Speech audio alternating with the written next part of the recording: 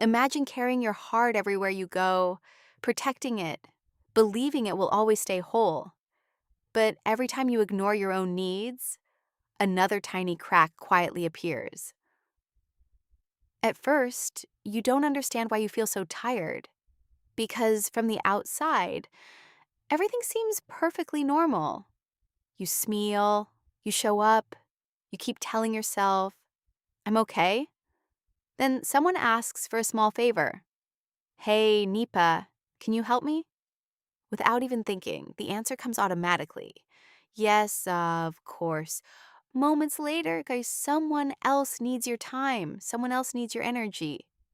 Again, you say yes, not because you wanted to, but because saying no feels impossible. And in that single moment, one invisible emotion quietly takes control of your life: guilt. But guilt isn't something we're born with, it's something we learn. Long before you entered the workplace, before relationships, before adulthood, there was a little girl quietly learning how the world worked. She discovered something powerful. Every time she behaved well, adults smiled. Teachers called her the good girl. Parents said they were proud of her. She learned that being quiet, being helpful, and never causing problems made people happy. And every compliment became a lesson her young brain would never forget. If I make everyone happy, they'll love me. Slowly, pleasing people stopped being something she did. It became who she believed she had to be. The little girl grew up, but the rules stayed exactly the same. And without realizing it, she carried that invisible rule into every friendship, every relationship, and every workplace. Years passed, but the little girl's survival rule never disappeared. It simply grew up with her, becoming invisible. Now, every request felt like a test. Every disagreement felt dangerous. And every no felt like rejection. So she kept choosing everyone else, while quietly abandoning herself. On the outside, she looked strong. But inside, her heart was falling apart, one small piece at a time. Then something happened, something she had avoided her entire life. She finally stopped and looked at the damage.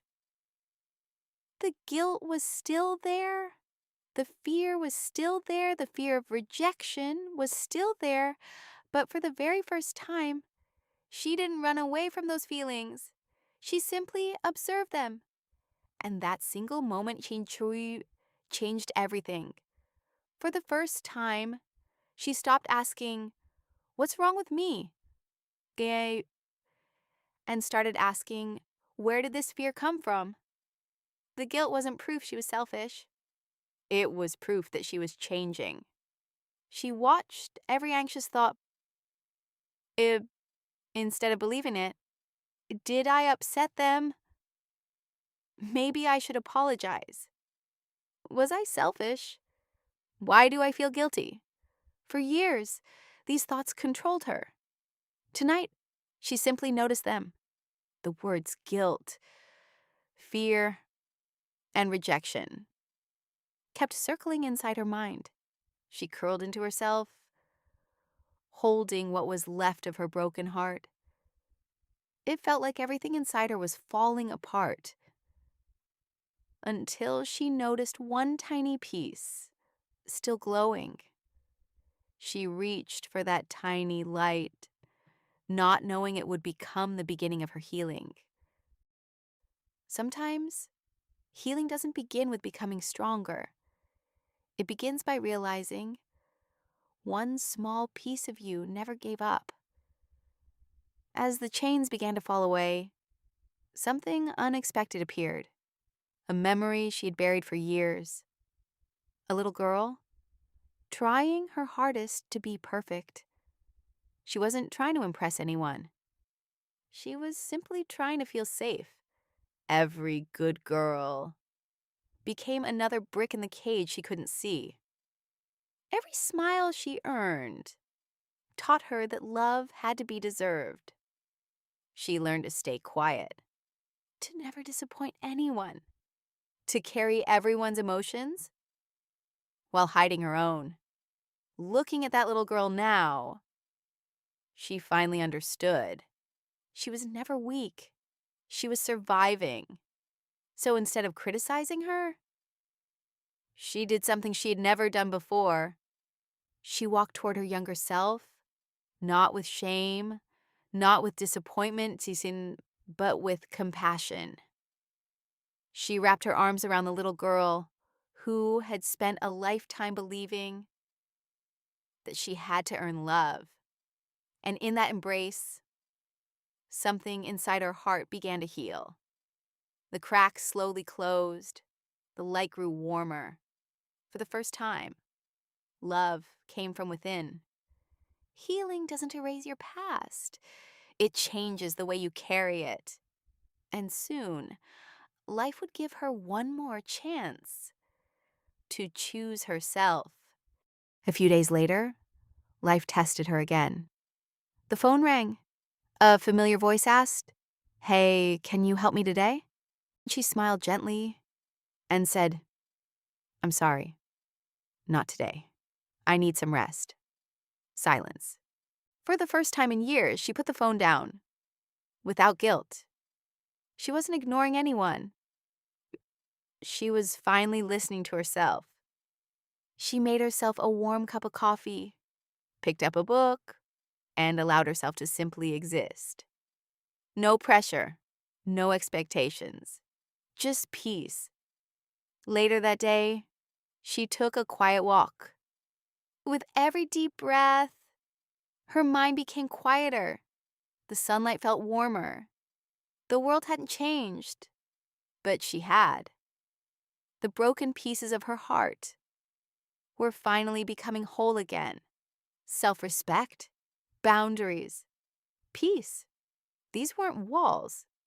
They were acts of self-love. The old labels slowly disappeared.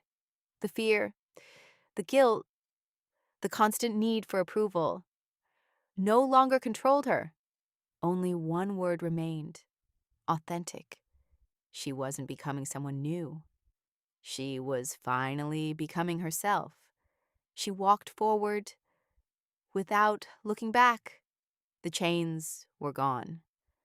Her heart wasn't perfect, but it was healed. And for the first time, it belonged to her. Remember this.